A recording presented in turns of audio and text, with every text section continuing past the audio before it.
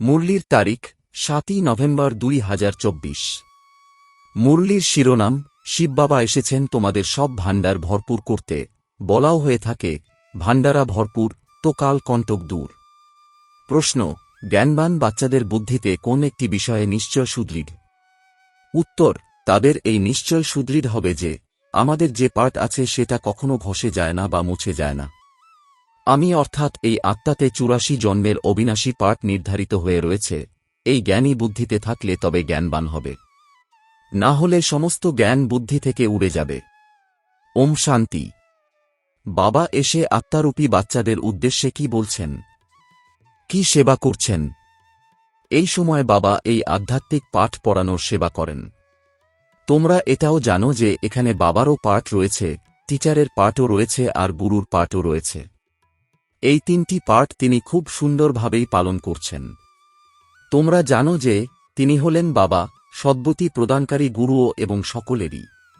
আবাল বৃদ্ধবনিতা সকলের জন্যই তিনি সুপ্রিম বাবা, সুপ্রিম টিচার। তিনি অসীম জগতের শিক্ষা প্রদান করেন। তোমরা কনফারেন্সেও বোঝাতে পারো যে আমরা সকলের বায়োগ্রাফি অর্থাৎ জীবনী জানি। পরমপিতা পরমাত্মা শিব বাবার জীবন কাহিনীও জানি। নম্বর অনুযায়ী সব স্মরণে আসা চাই। সমগ্র বিরাট রূপ অবশ্যই বুদ্ধিতে থাকবে। আমরা এখন ব্রাহ্মণ হয়েছি, আবার আমরা দেবতা হব, তারপর ক্ষত্রিয়, বৈশ্য, শূদ্র হব। এটা তো বাচ্চাদের মনে আছে। বাচ্চারা, তোমরা ব্যতীত এই কথা আর কারোর স্মরণে থাকে না। উত্থান আর পতনের সমস্ত রহস্য বুদ্ধিতে থাকে। আমাদের উত্থান হয়েছিল, তারপর আবার পতন হতে শুরু হয়েছে, এখন মধ্যবর্তী অবস্থা। আমরা এখন শূদ্রও নই, সম্পূর্ণ ব্রাহ্মণও হয়ে উঠিনি। এখন যদি পাক্কা ব্রাহ্মণ হয় তো এরপর আর শূদ্রপনার অ্যাক্ট হবে না। ব্রাহ্মণদের মধ্যেও আবার শূদ্রত্ব এসে যায়। তোমরা এটাও জানো কবে থেকে পাপ শুরু করা হয়েছে? যেদিন থেকে কামচিতার উপরে উঠেছ। সুতরাং তোমাদের বুদ্ধিতে সমগ্র চক্র আছে। উপরে থাকেন পরমপিতা পরমাত্মা বাবা, তারপর হলে তোমরা অর্থাৎ আত্মারা। এই কথা বাচ্চারা তোমাদের বুদ্ধিতে অবশ্যই স্মরণে থাকা উচিত। এখন আমরা হলাম ব্রাহ্মণ, দেবতা হচ্ছি, আবার বৈশ্য, শূদ্র ডিনাস্টিতে অর্থাৎ বংশে আসব। বাবা এসে আমাদেরকে শূদ্র থেকে ব্রাহ্মণ তৈরি করেন, আবার আমরা ব্রাহ্মণ থেকে দেবতা হব। ব্রাহ্মণ হয়ে কর্মাতীত অবস্থা প্রাপ্ত করে আবার ফিরে যাব। তোমরা বাবাকেও জানো। ডিগবাজি বা ৮৪ জন্মের চক্রকেও তোমরা জানো। ডিগবাজির উদাহরণ দিয়ে তোমাদের খুব ইজি করে বোঝানো হয়। বাবা তোমাদেরকে খুব হালকা করে দেন, যাতে তোমরা নিজেকে বিন্দু মনে করো আর তাড়াতাড়ি নিজ নিকেতনের দিকে ছুটে যেতে পারো। স্টুডেন্ট ক্লাসে বসে থাকে তো বুদ্ধিতে স্টাডি স্মরণে থাকে। তোমাদেরও এই পড়াশোনা স্মরণে থাকা উচিত। আমরা এখন সঙ্গমযুগে আছি, এরপর ওরকমভাবে চক্রে আবর্তিত হব। এই চক্র সর্বদা বুদ্ধিতে আবর্তিত হওয়া উচিত। এই চক্র ইত্যাদির নলেজ তোমাদের অর্থাৎ ব্রাহ্মণদের মধ্যেই আছে, নয়তো কি শূদ্রদের কাছে? দেবতাদের মধ্যেও এই জ্ঞান নেই। এখন তোমরা বুঝতে পারো ভক্তি মার্গে যে যে চিত্র তৈরি হয়েছে সব হল ডিফেক্টেড। তোমাদের কাছে অ্যাকুরেট চিত্র আছে, কারণ তোমরা অ্যাকুরেট তৈরি হচ্ছ। তোমরা এখন জ্ঞান প্রাপ্ত করেছ, তবেই বুঝতে পারছ ভক্তি কাকে বলা যায়, জ্ঞান কাকে বলা যায়। জ্ঞান প্রদানকারী জ্ঞানের সাগর বাবাকে এখন তোমরা পেয়েছ। স্কুলে পড়ার সময় স্টুডেন্টের তাদের এইম অবজেক্টের তো জানা থাকে। ভক্তি মার্গে তো অবজেক্ট থাকে না। তোমাদের কি আর এটা জানা ছিল যে আমরা উচ্চ দেবীদেবতা ছিলাম, আবার নিচে পড়ে গিয়েছি? এখন যখন ব্রাহ্মণ হয়েছ, তখন জ্ঞাত হয়েছ। ব্রহ্মা কুমার কুমারী অবশ্যই আমরা আগেও হয়েছিলাম। প্রজাপিতা ব্রহ্মার নাম তো বিখ্যাত। প্রজাপিতা তো মানুষ, তাই না? ওনার এত বাচ্চা আছে যখন, তো অবশ্যই তারা অ্যাডপ্টেড হবে। কত কত অ্যাডপ্টেড হয়েছে। আত্মার রূপে তোমরা সকলে তো হলে ভাই ভাই। তোমাদের বুদ্ধি এখন বহু দূরে যায়।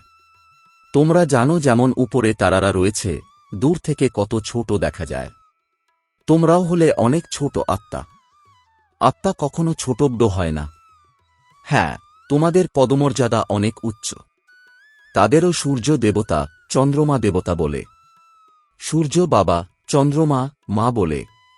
এছাড়া সব আত্মারা সকলে হল নক্ষত্রতারা। তাই আত্মারা সব একরকম ছোট্ট। এখানে এসে পাঠধারী হয়ে ওঠে। তোমরাই তো দেবতায় পরিণত হও। আমরা অত্যন্ত পাওয়ারফুল তৈরি হচ্ছি। বাবাকে স্মরণ করার ফলে আমরা শতপ্রধান দেবতা হয়ে যাব। নম্বর অনুযায়ী কিছু কিছু তো পার্থক্য থাকেই। কোনো আত্মা পবিত্র হয়ে শতপ্রধান দেবতা হয়ে যায়, কোনো আত্মা সম্পূর্ণ পবিত্র হয় না। জ্ঞান তো এটুকুও জানা নেই।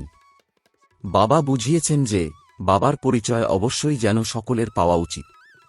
সর্বশেষে তো বাবাকে চিনবেই, তাই না? বিনাশের সময় সকলে জানতে পারবে যে বাবা এসেছেন। এখনও কেউ কেউ বলে ভগবান অবশ্যই কোথাও এসেছেন, কিন্তু জানা যাচ্ছে না। মনে করে যে কোনো না কোনো রূপে এসে যাবেন। মনুষ্য মত যে অনেক, তাই না? তোমাদের হল একই ঈশ্বরীয় মত। তোমরা ঈশ্বরীয় মতের দ্বারা কি হচ্ছ? এক হল মনুষ্য মত, দ্বিতীয় হল ঈশ্বরীয় মত, আর তৃতীয় হল দৈবী মত। দেবতাদেরও মতকে দিয়েছেন বাবা। বাবার শ্রীমত হলই শ্রেষ্ঠ করে তোলার। শ্রী শ্রী বাবাকেই বলবে, নাকি মানুষকে? শ্রী শ্রী এসেই শ্রী করে তোলেন। দেবতাদের শ্রেষ্ঠ তৈরি করার জন্য একমাত্র বাবা আছেন, তাঁকেই শ্রী শ্রী বলা হয়। বাবা বলেন, আমি তোমাদের ঐরকম যোগ্য করে তুলি। তারা তো আবার নিজেদের উপর শ্রী শ্রী টাইটেল রেখে দিয়েছে। তোমরা কনফারেন্সেও বোঝাতে পারো। বোঝানোর জন্য তোমরাই নিমিত্ত হয়েছ। শ্রী শ্রী তো হলেন একমাত্রই শিব বাবা, যিনি এরকম শ্রী দেবতা তৈরি করেন। সেই সব লোক তো শাস্ত্র ইত্যাদি অধ্যয়ন করে টাইটেল নিয়ে আসে। তোমাদের তো শ্রী শ্রী বাবাই শ্রী অর্থাৎ শ্রেষ্ঠ তৈরি করছেন। এটা হলই তমপ্রধান ভ্রষ্টাচারী দুনিয়া। ভ্রষ্টাচার থেকে জন্ম নেয়। কোথায় বাবার টাইটেল, কোথায় এই পতিত মানুষ নিজেদের উপর রেখে থাকে? সত্যিকারের শ্রেষ্ঠ মহান আত্মারা তো হল দেবী দেবতারা। শতপ্রধান দুনিয়াতে একজনও তমপ্রধান মানুষ হতে পারে না। রজতে রজ মানুষই থাকবে, নাকি তমগুণী। বর্ণের বিষয়েও তো বলা হয়, তাই না? তোমরা এখন বুঝতে পারো, পূর্বে তো আমরা কিছুই বুঝতাম না। বাবা এখন কত বিচক্ষণ করে তুলছেন। তোমরা কত ধনবান হচ্ছ। শিব বাবার ভাণ্ডারা হল ভরপুর। শিব বাবার ধনভাণ্ডার কোনটি? অবিনাশী জ্ঞান রত্নের। শিব বাবার ভাণ্ডারা ভরপুর, তো কাল অর্থাৎ মৃত্যু কণ্টক দূর। বাবা তোমাদের অর্থাৎ বাচ্চাদের জ্ঞান রত্ন দিতে থাকেন। তিনি নিজেই হলেন সাগর, জ্ঞান রত্নের সাগর। বাচ্চাদের বুদ্ধি অসীম জগতের প্রতি হওয়া উচিত। কত কোটি কোটি আত্মা নিজ নিজ শরীর রূপী আসনের উপর বিরাজমান। এটা হল অসীম জগতের নাটক। আত্মা এই আসনের উপর বিরাজমান হয়ে থাকে। এই আসন অর্থাৎ শরীর একটা দ্বিতীয়টার সাথে মেলে না। সকলের আলাদা আলাদা ফিচার্স হয়, একে বলা হয় নেচার। প্রত্যেকের কেমন অবিনাশী পার্ট। এত ছোট আত্মায় ৮৪ জন্মের রেকর্ড ভরা থাকে। অত্যন্ত সূক্ষ্ম। এর থেকে সূক্ষ্ম ওয়ান্ডার হতে পারে না। এত ছোট আত্মাতে সমগ্র পার্ট ভরা আছে, যা কিনা এখানেই পার্ট প্লে করছে। সূক্ষ্মবতনে তো কেউ পার্ট প্লে করে না। বাবা কত ভালো করে বোঝান। বাবার দ্বারা তোমরা সবকিছু জেনে যাও। এটাই হল নলেজ। এরকম নয় যে সকলের অন্তরকে জানার জন্য তিনি রয়েছেন। তিনি এই নলেজ জানেন, যে নলেজ তোমাদের মধ্যেও ইমাজ অর্থাৎ সুস্পষ্ট হচ্ছে। যে নলেজের জন্যই তোমরা এত উচ্চ পদ প্রাপ্ত করো। এটাও মনে থাকে যে না, বাবা হলেন বীজরূপ। তার মধ্যে বৃক্ষের আদি, মধ্য, অন্তের নলেজ আছে। মানুষ তো লক্ষ বছর আজু দিয়ে দিয়েছে, তাই তাদের মধ্যে জ্ঞান আসতে পারে না। এখন তোমাদের সঙ্গমে এই সমস্ত জ্ঞান প্রাপ্ত হচ্ছে। বাবার দ্বারা তোমরা সমগ্র চক্রকে জেনে যাও। এর আগে তোমরা কিছুই জানতে না। তোমরা এখন সঙ্গমে আছো। এটা হলো তোমাদের শেষের জন্ম। পুরুষার্থ করতে করতে আবার তোমরা সম্পূর্ণ ব্রাহ্মণ হয়ে যাবে। এখন হওনি। এখন তো ভালো ভালো বাচ্চারাও ব্রাহ্মণ থেকে আবার শূদ্র হয়ে যায়। একে বলা হয় মায়ের কাছে হার মানা। বাবার কোল থেকে হার মেনে রাবণের কোলে চলে যায়। কোথায় বাবার শ্রেষ্ঠ হওয়ার কোল, কোথায় ভ্রষ্ট হওয়ার কোল। সেকেন্ডে জীবন মুক্তি, সেকেন্ডে পুরো দুর্দশা হয়ে যায়। ব্রাহ্মণ বাচ্চারা ভালোভাবে জানে কিভাবে দুর্দশা হয়ে যায়। আজ বাবার হলে কাল আবার মায়ার থাবায় এসে রাবণের হয়ে যায়। আবার তোমরা বাঁচানোর চেষ্টা করলে কেউ কেউ আবার বেঁচেও যায়। ডুবে যাচ্ছে দেখলে তোমরা বাঁচানোর চেষ্টা করতে থাকো। কত টানাপোড়েন হয়। বাবা বসে বাচ্চাদের বোঝান, এখানে তোমরা স্কুলে পড়ো, তাই না? তোমাদের জানা আছে যে কিভাবে আমরা এই চক্র আবর্তিত করি। বাচ্চারা, তোমাদের শ্রীমত প্রাপ্ত হতে থাকে এরকম করো। ভগবানুবাজ তো অবশ্যই আছে, এ হল ওনার শ্রীমত। বাচ্চারা, আমি তোমাদের এখন শূদ্র থেকে দেবতা বানাতে এসেছি। এখন কলিযুগে হল শূদ্র সম্প্রদায়। তোমরা জানো যে কলিযুগ সম্পূর্ণ হচ্ছে। তোমরা এখন সঙ্গম যুগে বসে আছো। এটা বাবার দ্বারা তোমাদের নলেজ প্রাপ্ত হয়। যা কিছু শাস্ত্র তৈরি হয়েছে তার সবকিছুতেই হল মনুষ্য মত। ঈশ্বর তো শাস্ত্র তৈরি করেন না। এক গীতার উপরেই কত নাম লিখে দিয়েছে। গান্ধী গীতা, টেগোর গীতা ইত্যাদি ইত্যাদি অনেক নাম আছে। গীতাকে মানুষ কেন এত পড়ে? বুঝতে তো কিছুই পারে না। কিছু অধ্যায় তুলে নিয়ে নিজের মতো অর্থ করতে থাকে। সেটাই তো সব মানুষদের তৈরি হয়ে গেল, তাই না? তোমরা বলতে পারো মানুষের মতে তৈরি গীতা পড়ার ফলে আজ এই হাল হয়েছে। গীতাই তো প্রথম নম্বরের শাস্ত্র। সেটা হল দেবীদেবতা ধর্মের শাস্ত্র। এটা হল তোমাদের ব্রাহ্মণ কুল। এটাও ব্রাহ্মণ ধর্ম যে না। কত ধর্ম, যারা এরা যে ধর্ম রচনা করেছে তার সেই নাম রেখে চলে। জৈনরা মহাবীর বলে। তোমরা অর্থাৎ বাচ্চারা হলে মহাবীরঙ্গনা। দিলওয়ারা মন্দিরে তোমাদের স্মারক আছে। রাজযোগ যে নিচে যোগ তপস্যায় বসে আছে, উপরে রাজত্বের চিত্র। রাজযোগের অ্যাকুরেট মন্দির। আবার কারা কারা কোন কোন সব নাম রেখে দিয়েছে। স্মারক একদম অ্যাকুরেট, বুদ্ধি সহযোগে কাজ করে ঠিক তৈরি করেছে, তবে যে যা নাম বলেছে সেই সব রেখে দিয়েছে। এটা মডেল রূপে তৈরি করেছে। স্বর্গ আর রাজযোগ সঙ্গম যুগের তৈরি। তোমরা আদি, মধ্য, অন্তকে জানো। আদিকেও তোমরা দেখেছ। আদি সঙ্গম যুগকে বলো বা সত্যযুগকে বলো। সঙ্গম যুগের সিন অর্থাৎ দৃশ্য নিচে দেখানো হয়, আবার রাজত্ব উপরে দেখানো হয়েছে। সুতরাং সত্যযুগ হল আদি, আবার মধ্যতে হল দাপর, অন্তকে তোমরা দেখছই। এই সব শেষ হয়ে যাবে। সম্পূর্ণ স্মরণিক তৈরি হয়ে আছে। দেবী দেবতারাই আবার বাম মার্গে যায়। তাদের দিয়েই বাম মার্গ শুরু হয়। স্মরণিক সম্পূর্ণ অ্যাকুরেট অর্থাৎ সঠিক। স্মরণিক রূপে অনেক মন্দির তৈরি হয়েছে। এখানেই সব চিহ্ন আছে।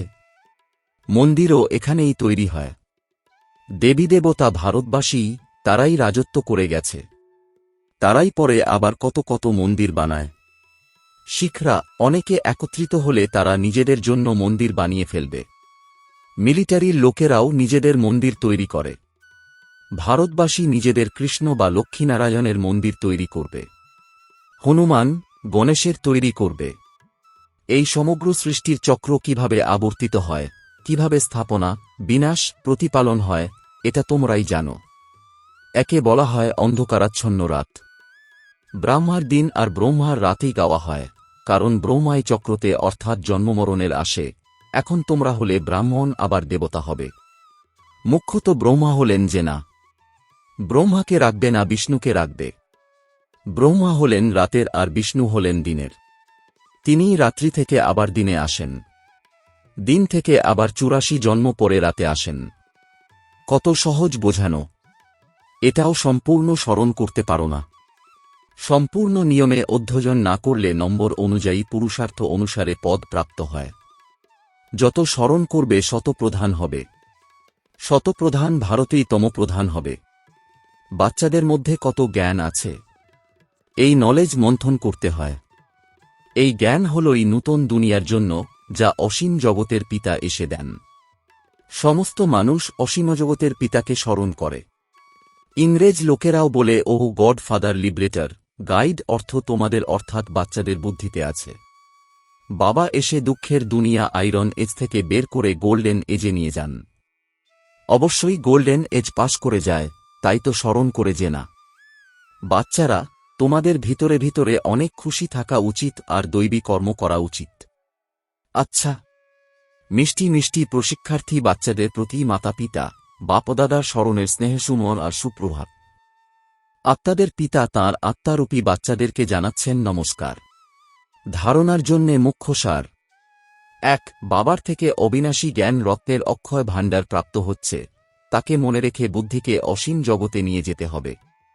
এই অসীম জগতের নাটকে আত্মারা কিভাবে নিজের নিজের আসনে বিরাজমান, এমন প্রকৃতির বিস্ময়কে সাক্ষী হয়ে দেখতে হবে। ২. সর্বদা বুদ্ধিতে যেন স্মরণ থাকে যে আমরা হলাম সঙ্গমযুগী ব্রাহ্মণ, বাবার শ্রেষ্ঠ কোল আমাদের প্রাপ্ত হয়েছে। আমরা রাবণের কোলে যেতে পারি না। আমাদের কর্তব্য হল যে ডুবে যাচ্ছে তাকেও বাঁচানো। বরদান: ব্যর্থ সংকল্পরূপী পিলারগুলিকে আধার বানানোর পরিবর্তে সকল সম্বন্ধের অনুভবকে বৃদ্ধি করে সত্যিকারের স্নেহী ভব। এর বিস্তার: মায়া দুর্বল সংকল্পগুলিকে মজবুত বানানোর জন্য অত্যন্ত রয়্যাল পিলার্স লাগায়, বারবার এই সংকল্প দেয় যে এরকম তো হতেই থাকে, বড়রাও এরকমই করে, এখনও তো সম্পূর্ণ হয়নি, অবশ্যই কোনো না কোনো দুর্বলতা তো থাকবেই। এইসব ব্যর্থ সংকল্পরূপী পিলার্স দুর্বলতাকে আরও মজবুত করে দেয়। এখন এইরকম পিলার্সের আধার নেওয়ার পরিবর্তে সর্বসম্বন্ধের অনুভবকে বৃদ্ধি করো। সাকার রূপে সাথের অনুভব করে সত্যিকারের স্নেহী হও। স্লোগান: সন্তুষ্টতা হল সবথেকে বড় গুণ, যারা সদা সন্তুষ্ট থাকে তারাই প্রভুপ্রিয়, লোকপ্রিয় বা স্বয়ংপ্রিয় হয়। ওম শান্তি।